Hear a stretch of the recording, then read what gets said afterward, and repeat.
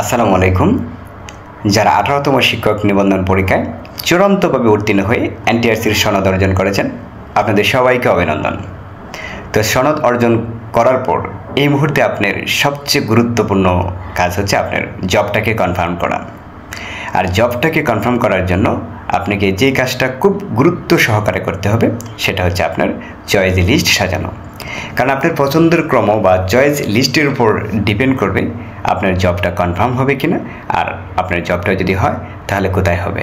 সেটা কি শহরের স্কুলে হবে, নাকি গ্রামের স্কুলে হবে, নাকি আপনার বাড়ির পাশের কোনো স্কুলে হবে, নাকি দূরের কোনো স্কুলে হবে। কাজেই আপনার চয়েস লিস্টটা অবশ্যই খুব গুরুত্ব সহকারে সাজাতে হবে। একেবারে ভেবে চিন্তে সময় নেন, অনেক বেশি পরিমাণ সময় নেন। আবেদন করতে বেশিক্ষণ লাগবে না। আপনি সময় নিয়ে চয়েস লিস্টটা সাজান, কারণ চয়েস লিস্ট সাজানোর উপরই ডিপেন্ড করতেছে আপনার চাকরিটা। কাজে এখানে অবহেলা করা যাবে না। তো আপনাদের ক্ষেত্রে যারা এনটিআর সনদ অর্জন করেছেন, আপনাদের মধ্যে অনেকেই অন্য কোনো জব করেন, তো তাদের ক্ষেত্রে যে চয়েস লিস্ট সাজানো, আর যাদের চাকরিটা একান্তই প্রয়োজন, যে চাকরিটা লাগবে, তাদের ক্ষেত্রে চয়েস লিস্ট সাজানো একটু ভিন্ন রকম হবে। যারা অলরেডি কোনো জব করতেছেন তাদের হয়তো উদ্দেশ্য যে ভালো বা শহরের কোনো প্রতিষ্ঠানে যদি হয় তাহলে চাকরিটা করবেন, তো আপনার চয়েস লিস্ট সাজানোর ধরন। আর যাদের একেবারে চাকরিটা লাগবেই, আমার এই মুহূর্তে একটা চাকরি দরকার, তাদের ক্ষেত্রে চয়েস লিস্ট সাজানোটা একটু ভিন্ন প্রকৃতির হবে। তবে ম্যাক্সিমাম প্রার্থী যারা আছেন প্রত্যেকেরই জবটা অবশ্যই দরকার। কাজে আপনার চয়েস লিস্টটাও ওইভাবে সাজাতে হবে, খুব চিন্তা করে, খুব ভেবে চিনতে।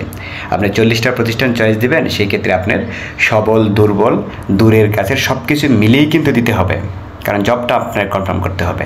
আর এক্ষেত্রে আরেকটা বিষয় লক্ষণীয় যে আপনার চয়েস লিস্ট সাজানোটা ডিপেন্ড করবে আরেকটা আপনার রিটেনের মার্কের উপর ডিপেন্ড করবে। রিটেনের মার্কটা কত, যদি আপনার মার্ক খুব বেশি থাকে, একেবারে উচ্চ লেভেলের মার্ক, সেক্ষেত্রে তো অবশ্যই আপনি ভালো প্রতিষ্ঠানগুলো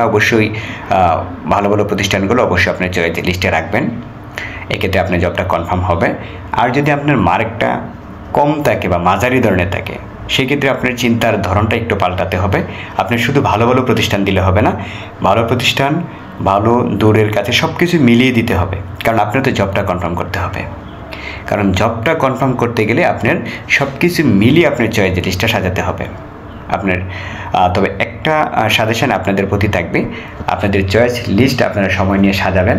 তো চয়েস লিস্ট সাজানোর পর যে প্রতিষ্ঠানগুলোকে আপনারা প্রথম দিকে রাখবেন, আপনাদের প্রতি সাজেশন থাকবে, আপনারা অ্যাটলিস্ট 10টা প্রতিষ্ঠান আপনারা নিজেরা যাবেন, কমপক্ষে 10টা প্রতিষ্ঠানে আপনারা নিজেরা যাবেন, দেখবেন প্রতিষ্ঠানের সুযোগ সুবিধা বুঝবেন, এবং প্রতিষ্ঠানের যে যোগাযোগ ব্যবস্থা কেমন, কতটুকুন দূরে, সব কিছু আপনি ভালো করে তদারকি করে, মূলত অ্যাটলিস্ট 10টা, আর সম্ভব হলে সবটি করেন, সবটি প্রতিষ্ঠান তদারকি করা তো সম্ভব নয়, অ্যাটলিস্ট 10টা করেন। কারণ যাদের মার্কটা একটু ভালো তাদের 1 থেকে 10-10-এর চয়েস লিস্ট 1 থেকে 10-এর ভিতরেই জবটা হয়ে যাওয়ার সম্ভাবনা আছে। কাজেই প্রথম 10টা প্রতিষ্ঠান আপনারা খুব তদারকি করেই আপনারা রাখবেন, বা দেখে পরে প্রতিষ্ঠানগুলো আপনারা আবেদন করবেন। আপনাদের প্রতি শুভকামনা রইল।